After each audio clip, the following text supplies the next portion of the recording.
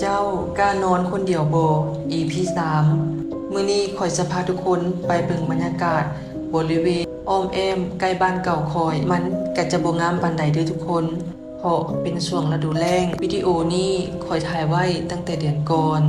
และก็ต้องขอโทษทุกคนหลายๆที่ว่าบ่สามารถรีวิวเรือนหลังอื่นได้เรือนของไทยบ้านที่ว่าเขาเจ้ายังอยู่ในบ้านเนาะเนื่องจากว่าบ่ทันขออนุญาตเพิ่นเทื่อและก็ไว้ถ้ามีโอกาสกลับไปเทื่อหน้าจะขออนุญาตเพิ่นและก็จะรีวิวเรือนแต่ละหลังว่าเขาเจ้าอยู่จังใดเรือนของเขาเจ้าเป็นแนวใดอีกอย่างหนึ่งทุกคนบ้านข่อยมันอยู่ใกล้ปราสาทแต่ก็บ่ได้ใกล้หลายเนาะก็แต่ว่าแนมเห็นแนมผ่านทุ่งนาไปก็เห็นเป็นปราสาท2ปราสาทของ2หมู่บ้าน